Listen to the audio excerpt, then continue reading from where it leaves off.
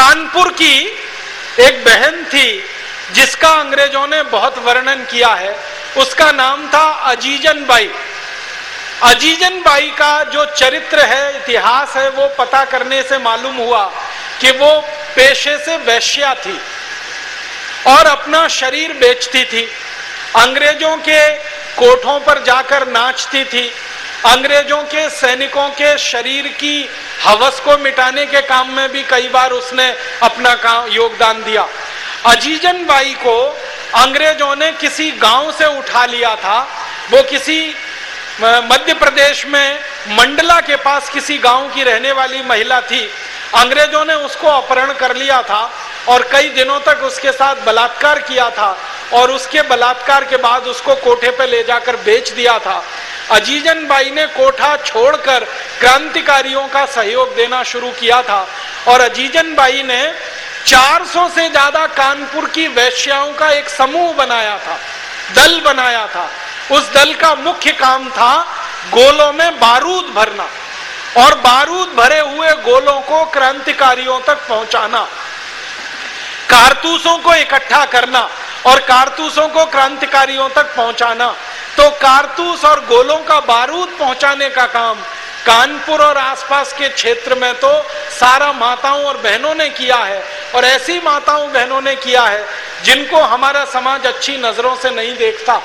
एक बार तात्या टोपे ने अजीजन बाई को एक सीधे से सवाल किया था कि तुम्हारा काम तो वैश्यावृत्ति का है, तुम ये क्रांतिकारियों के साथ क्यों लग गई हो?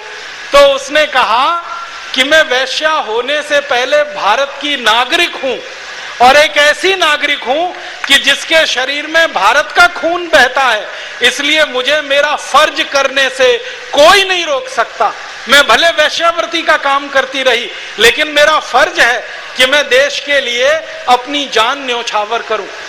और अंग्रेज अधिकारी जिनके सामने अजीजन बाई ने युद्ध लड़ा है, वो अंग्रेज अधिकारी अपनी डायरियों में ये लिखकर छोड़ गए हैं कि भारत के सैनिकों में सच्ची मर्द अगर कोई थी तो वो अजीजन बाई थी और झांसी की रानी लक्ष्मीबाई थी।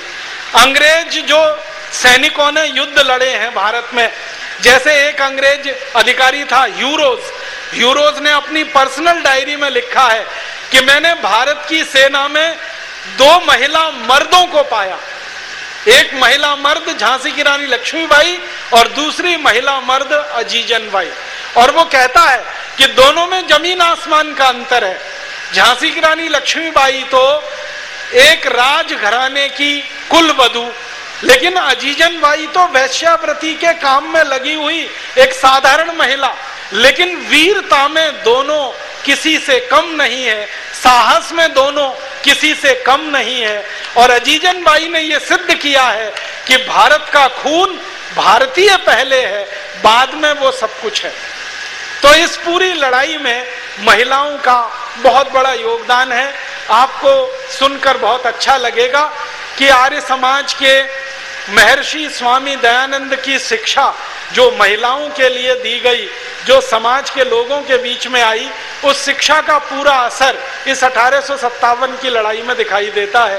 परम पूजनीय महर्षि दयानंद जी उस जमाने में शायद पहले महर्षि थे जिन्होंने महिलाओं को पुरुषों के बराबर और कई कई स्थानों पर महिलाओं को पुरुषों से आगे सम्मान दिया।